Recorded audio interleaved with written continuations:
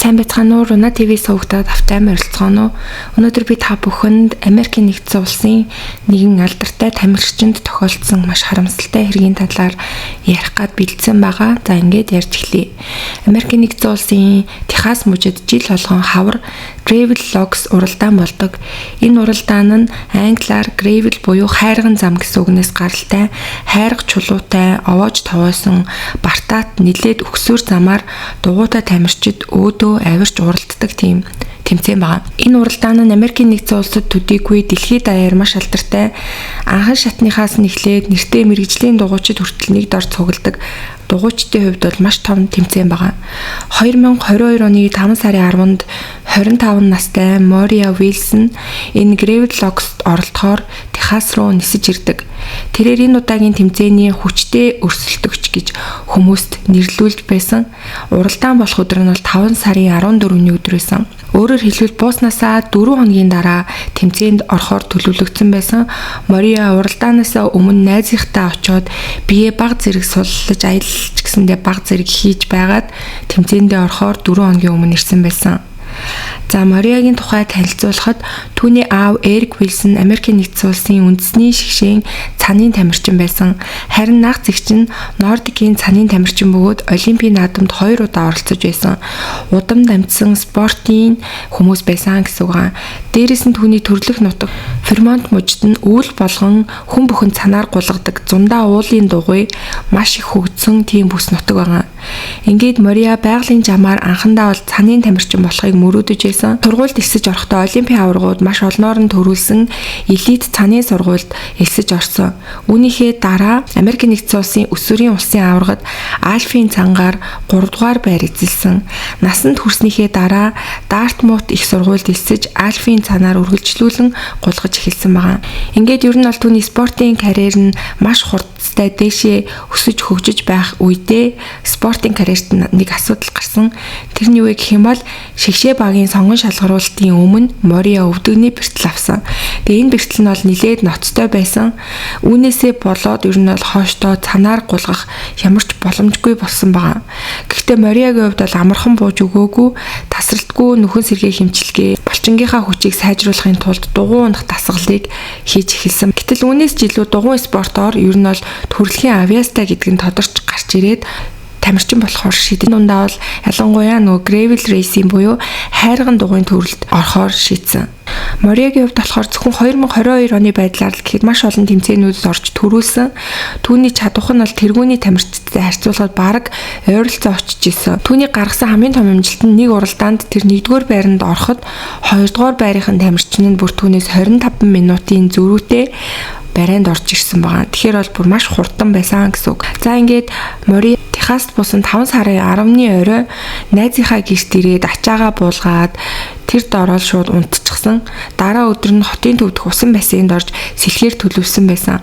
Ингээд өглөө нь болоод найз нь түүнийг сэрээсэн чинь Мория болохоор нам унтчихсан. Удахгүй чухал тэмцээнтэй юм чиндээ сайн амрах хэрэгтэй баха гэж бодоод найз нь түүнийг сэрээгээгүй гараад явсан байгаа. Ингээд орой 9 цаг 45 минутанд найз нь гэртээ ирсэн. Тэгсэн чинь тэдний бүх гэрэл нь унтраастай байсан. Мория бассейн руу явна гэж исэн буцаад ирээгүй байгаа юм бах та гэж бодоод угаалгынхаа өрөөнд ороод шүршүүрт орох гэжсэн чинь угаалгын өрөөнийхэн шалан дээр Мория хөвтөж байсан. Тэгээ түүний хажууд бол бүр маш их хэмжээний цус асгарсан харагдаж байсан. Ингээд Мориагийн найз бол яаралтай цагдаагийн газар руу дуудлага өгсөн. Мориагийн хажууд болохоор 3 бууны сум ингээд унчихсан байсан. Тэгэхээр ер нь бол 3 удаа буунд буудуулж амнасаа алдсан гэдэг нь бол шууд л харагдчихсэн.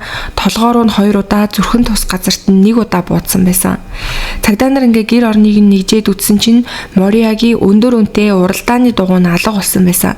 Ингээд цагдаа нар болохоор анхан шатны үзлэгээрээ дугуйг нь хулгайлж авах гэж байгаад түүний амь насанд хүрсэн дээрмийн аллага юм байна гэж ер нь бол үзчихсэн боловч удалгүй байшингаас холгүйхан бут сөөгөн дотор түүний дугуйг хайчихсан байгааг нь бол цагдаа нар олж илрүүлсэн. Тэгэхээр ер нь бол энэ дээрмийн хэрэг биш юм байна гэж цагдаа нар үзэж эхэлсэн. За тэгээ найзынх нь гэрийн хаалга нь болохоор ингээд электрон хідэн цагт хүн хаалга онгоолгож орж гарсан нь бүртгэгддэг тийм хаалга байсан. Тэгтэл оройны 8 цаг 36 минутанд Мория гэртээ орж ирсэн нь бол тэрээр батлагдсан байгаа. Тэгээ үүнээс хойш болохоор 4 минутын дараа хаалган дахиад нэг удаа онгоосон болох нь бүртгэгдсэн байсан. Тэгэхээр ер нь бол 4 минутын дараа Мориаг алах гэж исэн хүн орж ирсэн байх магадaltaй болсон. Ингээд мэдээж цагдаа нар бол Мориаг тэр өдөр яг юу хийсэн бэ гэдгийг нь олж илрүүлж эхэлсэн. Тэгэхэд болохоор тэр өдөр Мория 5 цаг 45 минутанд усан бассейнд очисон нь тогтоогдсон. Гэхдээ CCTV-ний бичлэгээр бол харахад Мория ганцаараа байгаагүй, нэг эрэгтэй хүнтэй хамт явж байгаа нь харагдсан байна. За тэр эрэгтэйг ингээд судлаа үзсэн чинь тэр хүн нь бол нэлээд алдартай бас тамирчин байсан. Нэртэй дугуйн тамирчин 35 настай Colin Strickland гэдэг хүн болох нь бол тодорхой болсон. Тэр ч гэсэндээ Мориатай адилхан gravel racer тамирчин байгаа. Тэр дундаа бараг дээд түвшний тамирчин. За ингээд цагдаа нар болохоор маргаашнд буюу 12-нд тэр тамирчны гишт очсон. Мори Вилсон амин насаа алдсан байна гэж хэлэхэд тэрийг сонсмогцол нөгөө тамирчин бүр шоконд орж амаа дараад маш их уйлж эхэлсэн.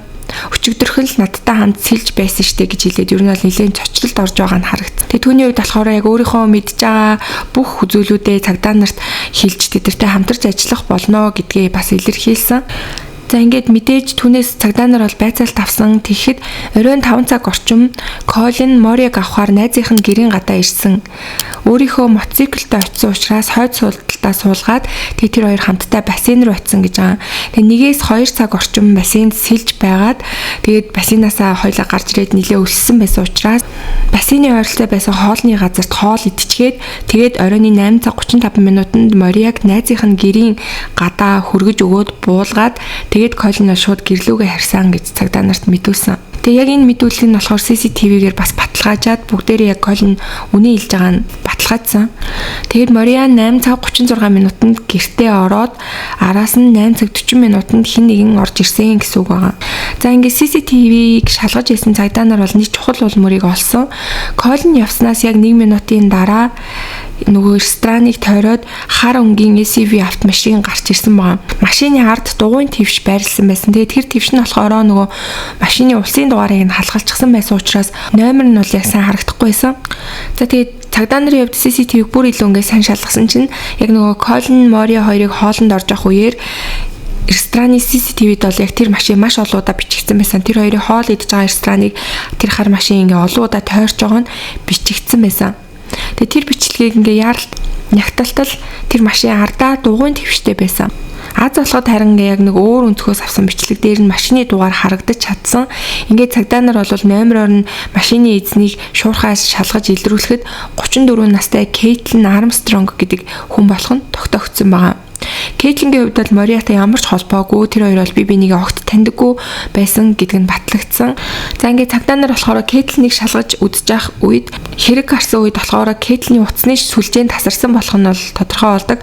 Нэг бол онгоцсон дээрээ тавьсан, нэг бол утсаа унтраасан гэсэн үг. Гэмт хэрэгтнүүд ер нь бол гэмт хэрэг үйлдэлтэй өөрийнхөө хаана байсныг илрүүлэхгүй тулд утсаа маш их унтраадаг. Яг тэр аргатай адилхан цагдаа нарт бол харагдсан. Мөн Кейтлиний нөгөө буцааг дотор хаягдчихсан байсан дугуйны бариулаас нь болохоор Кейтлин DNA илэрсэн байгаа. За тэгээ хэрэгт сэжиглэгдэж байгаа Кейтлиний хувьд болохоор Мичиган мужид төрж өссөн. Харин Мори болохоор Вермонт төрж өссөн учраас тэр хоёрын хувьд бол нэлийн хол амьдардаг байсан учраас би бинийгээ таних магадлалгүй байсан. Кейтлиний хувьд бол угийн идэвхтэй зам аялал дуртай тийм өсгүй байсан. Нэг удаа Байли руу аялалд яваад тэндээ йогоор хичээллээд йогд бол бүр маш дуртай болж ирээд йогийн сургалтанд суугаад сертификат хүртэл авсан байсан. Тэгээ сертификат авсныхаа дараа болохоор Америкийн нэгдсэн улсад йогийн багшаар ажиллахын зэрэгцээ үл хөдлөх хөрөнгийн зуучаар давхар ажилладаг байсан. Хэрэг гарахаас 3 жилийн өмнө буюу 2019 онд Кейтлин нэг залуутай болзооны аппликейшнаар дамжуулан танилцсан байгаа. Хоёулаа идэвхтэй амьдралын хэв маягтай спортоор хичээлэх дуртай байсан учраас тэр хоёр бол бүр маш түргэн дотносож удахгүй хайр сэтгэлийн харилцаатай болсон. Тэр залуу нь болохоор нөгөө Colin гээд тамирчин байсан. Мориатай цуг бассейн цэлээд хоолнд орсон тэр залуу байсан. Кейтлин найз залуугаараа дамжуулан ер нь бол дугуй спортыг бас нэлээд сонирхож эхэлсэн. Ингээд сонирхогчдын уралдаанд хүртэл орж исэн байна. 2020 онд дэлхийд даяараа цар тахал эхэлж Кейтлиний йогийн анги нь бол хичээлэх боломжгүй болж эхлээд санхүүгийн бэрхшээлд орж эхэлсэн. Ингээд Кейтлин найз залуу Колинтойгоо тэр үеэс хамтдаа амьдарч эхэлсэн. Тэгээд үгээр зогсохгүй тэр хоёроос хамтдаа бизнес хийж эхэлсэн. Тэгээ энэ нь ямар бизнес байсан бэ гэм бол хуучин аяллаа машины чиргүүлүүд тийм аяллаа байшин зэргийг хямд худалдаж аваад тэгээд доторхыг нь засаж янзлаад өндөр үнээр зардаг тийм ажлыг хийж эхлүүлсэн байгаа. Кейтлиний хувьд болохоор нэлээд идэвхтэй зантай тийм эмэгтэй байсан учраас энэ ажил нь бол түүнтэй маш сайн тохирж исэн. Колины хувьд болохоор голдуу засах, интерьер хийх ажлуудыг нь хариуцаж авдаг байсан. Энэ хоёрын бизнес бол бодсноос илүү амжилттай явж удалгүй тэд хоёр бол илүү том байшин худалдаж авч чадсан. За ингээд удалгүй 2021 он болж тэр хоёр ер нь бол эхлэхээр зорж исэн боловч гинтл Колин баг зэрэг хоёлаа ингээд завсарлага авъя гэж түн хэлсэн. Колин яагаад завсарлага авахыг хүссэн бэ гэвэл Кейтлин бол түүнийг маш их харддаг, маш их хяндаг байсан. Тэгээ яг яадаг байсан бэ гэвэл найз залуугийнхаа машин дээр байршил хянах аппликейшн суулгах, түүний яриаг чагнах, мөрдөх, хинтээ яг хаана юу хийсэн талаар нь бүх зүйлийг нь яг мэдчихий санаа намардаг байсан. Тэгээ энэ нь бол Колинд маш их дарамттай санагдаж эхэлсэн учраас ер нь бол хоёулаа баг зэрэг ингээд харьцаагаа төр хэсэг амарья гэж Кейтлинд бол санал болгосон байгаа. Тэгээ Кейтлиний хувьд болохоор бит хоёрын бүх зүйл тохирдог, сонирхол тохирдог, бизнесээ ч гэсэн хамт хийж байгаа. Тийм учраас над руу буцаад удахгүй хүрээд ирэх байхаа гэж ер нь бол бодоод тэгээд завсарлага авахыг олж зөвшөөрсөн. Гэхдээ одоо Колиныг явуулахаас өмнө Кейтлин болохоор Колины iPad-нд бүх яриаг ингээд чагнадаг тийм төхөөрөмж суулгаад тэгээд түүнийг явуулсан. Тэгэхээр хинтээ холбогдож ийн ямар мессеж чинь гэдэг ер нь бол бүгдийг нь байн хараад байж идэг гэсэн үг. За тэгээд ингэж яхад 2021 оны 9 сарын 10-нд Колин нөгөө өмнө нь нэг тэмцээн болсон дугуйн уралдааны тэр тэмцээнээр Мориата танил. Тэгээд энэ хоёрын хувьд болохоор нэг спортоор хичээлдэг болохоор ярилцах зүйл бол маш ихтэй байсан.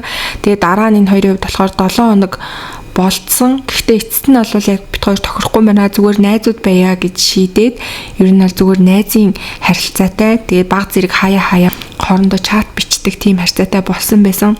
Тэгээ энэ нь бол яг нэг тэмцээн уралдааныхаа талаар л хоорондоо чаталдаг байсан. Тэгээ энэ мессежүүдийг нь бол мэдээж найз бүсгүй шалгаж исэн.